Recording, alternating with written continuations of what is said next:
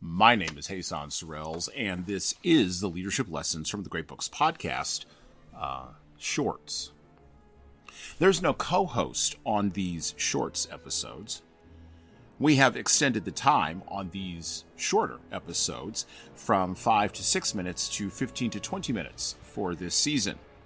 This is so that these shorts can serve as introductory episodes released ahead of our weekly, longer form episodes. But don't worry, I will still let you know my observations, ideas, thoughts, or rants about the literature, philosophy, psychology, and even the theology of leadership, particularly as we prepare for the restoration of leadership and leadership principles during the next historical high in America. Why these episodes? Well, because listening to me talk about leadership for now around 15 to 20 minutes is still better than reading and trying to understand yet another business book. Even that business book that you bought with that famous person's name as the author, but you haven't applied any of the principles from that book to your leadership practices. At least not yet. I've said this before on this show. The fact is, we, meaning every human being you know, don't all share the same world view. Due to the vagaries of genetics, environment, choices, and even the types of messages we take in and the types of messages we reject, our worldviews are shaped in different ways. This molding, of course, leads to different outcomes for different people in the real world. Some outcomes are great, some are poor, and most outcomes are shockingly average. Sure, marketers, propagandists, politicians, and others seek to manipulate worldviews and their inputs to accomplish the goals they seek to achieve, but they don't realize that even they have worldviews that leak out of the bucket of their mouths and reveal their own internal motives and desires. They're not fooling anyone. In reality, no one is fooling anyone. Some people just decide to go along for the ride. At the bottom, when we strip away all the fluff and the nonsense, the reality is that there are two competing visions of human nature. These two visions are incompatible with each other and are, at the end of the day, irreconcilable. They are both zero-sum. One seeks to assert itself in the world of both privately held views and publicly held truths about the so-called quote-unquote laws of life. And to make matters even more complicated, most people can't even recognize, identify, and critically examine either of the two visions that undergird their own individualized and preciously held world views. These two visions, locked in negotiation and sometimes escalating into open conflict, are the fundamental reason we don't perceive the world in the same way. Here's an ancient example, and I quote, "And Adam knew Eve, his wife, and she conceived and bore Cain, and said, I have gotten a man from the Lord. And she again bore his brother Abel. And Abel was a keeper of sheep, but Cain was a tiller of the ground. And in the process of time it came to pass that Cain brought of the fruit of the ground an offering unto the Lord. And Abel he also brought of the firstlings of his flock and of the fat thereof. And the Lord had respect unto Abel and his offering, but unto Cain and to his offering he had no respect. And Cain was very wroth, and his countenance fell. And the Lord said unto Cain, Why art thou wroth, and why is thou countenance fallen? If thou doest well, shalt thou not be accepted? And if thou doest not well, sin lieth at the door. And unto thee shall be his desire, and thou shalt rule over him. And Cain talked with Abel his brother. And it came to pass, when they were in the field, that Cain rose up against Abel his brother, and slew him.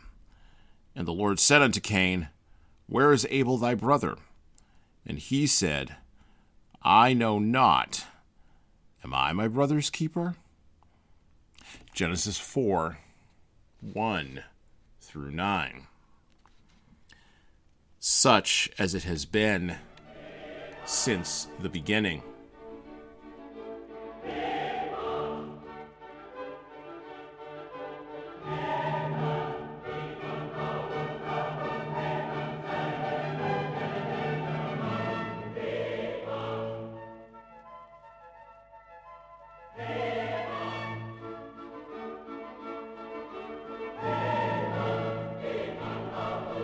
The trials we face as humans and the ways in which we avoid or conquer them spring directly from the root of the vision of the world that we perceive.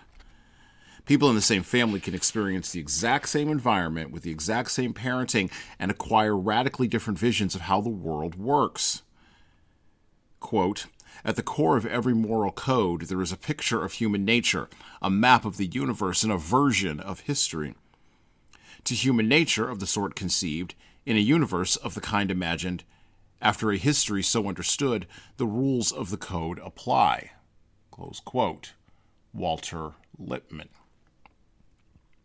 The different conceptions of the nature of man are the seed from which different visions sprout. Those visions lead inexorably to worldviews whose results and consequences deeply impact all of us. In one vision, one conception of the nature of man, the egocentric nature of man that leads ultimately to laziness, forgetfulness, envy, jealousy, greed, vanity, anger, resentment, murder, and finally and ultimately moral blindness, cannot be resolved on this side of heaven. The nature of man cannot be bound by governments, laws, traditions, or cultures permanently. Those systems can only operate temporarily in a space of limited trade-offs between one limited state in a limited universe and another limited state in yet another limited universe. I think of the line, when I think of these limitations, from the blinded and tragic Oedipus in the great play Oedipus at Colonus by the Greek playwright Sophocles. And I quote, "O men of Colonus, how was I evil?" The opposing vision views the egocentric nature of man as a state thrust upon him by circumstances, social, economic, political, and otherwise, and not necessarily a mere tragic fact of human existence. The greatest proponent of this vision, this opposing vision, was the 18th century Enlightenment philosopher who had 5 children, all of whom he consigned to orphanages to die during his lifetime. So take from that what you will. Jean-Jacques Rousseau, who said, and I quote, "Man was born free, and he is everywhere in chains. Those who think themselves the master of others are indeed greater slaves than they." Close quote.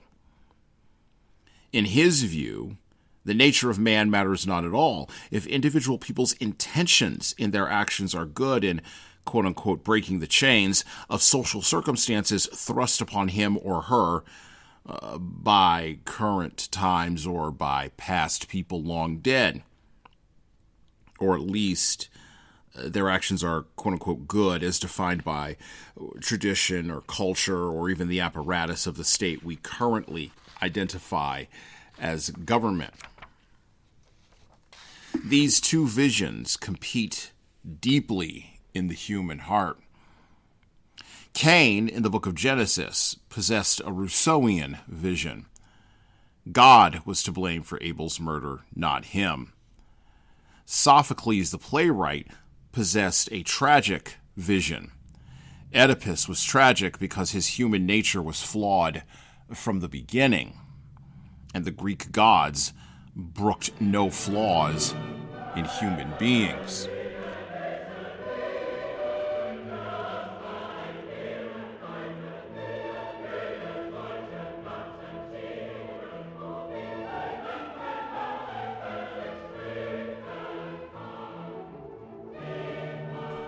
But what of our own era? What of our own 21st century time with technology and gee-whiz outcomes? What of our own mastery of everything from the genome to space travel and everything else in between? Which vision of human nature seeds the worldviews and nurtures and encourages the behavior of the people we live with in the world now? Well, in our time, in the West, and specifically in America, the vision of Cain, Rousseau, and ultimately Marx, and the current mayor of New York City, Zohan Mamdani, is winning the day. And it's winning the day in institutions that control public policy, that control mass media, that control higher education, and that are the dominant tastemakers of our American culture. In people's private lives, however, trade-offs and the brutal realities they lead to and elide are still very much the rule of the day. The vision of Abel, Sophocles, and ultimately the parent you may not like, and the ceiling of your talents, skills, interests, and passions that you can never seem to break through reflects a tragic reality many people seek to escape from, claim victimization by, or elevate their status through. In our time, arguments about identity, worldviews, policies, and even our reactions to whatever the aforementioned propagandists and marketers are leveraging the algorithms for come down to pushing us away from the vision of constrained trade-offs in a limited world and toward a vision of unconstrained possibilities and intentions, but mostly for those propagandists and marketers' own benefits. This pushing, of course, appeals to the young, the naive, and the genuinely disaffected.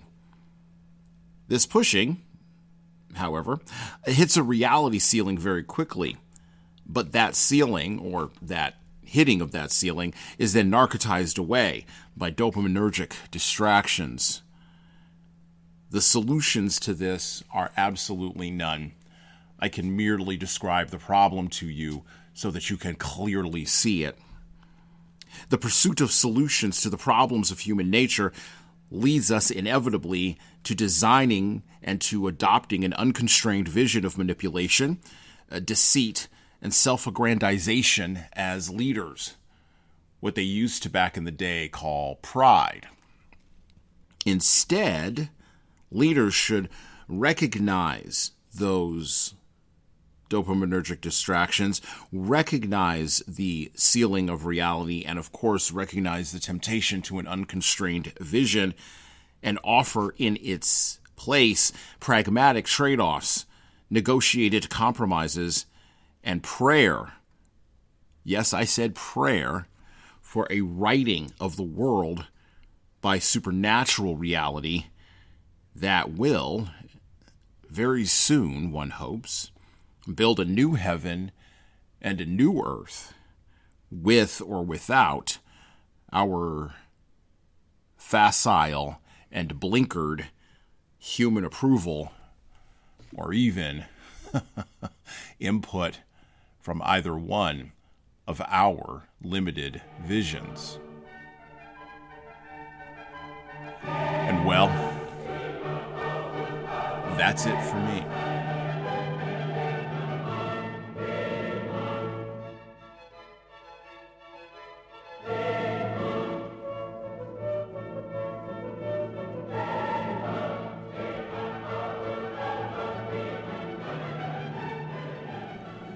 Are you ready to elevate your leadership journey through exploring the wisdom of the ages?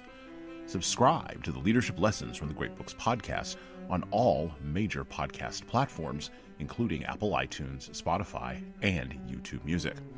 You can also find us everywhere else podcasts are available. If you find value in our episodes, please leave a 5-star review on Apple, Spotify, and of course YouTube. We need those reviews to grow, and it is truly the easiest way to help other leaders and lovers of literature discover this show. And thank you for your support.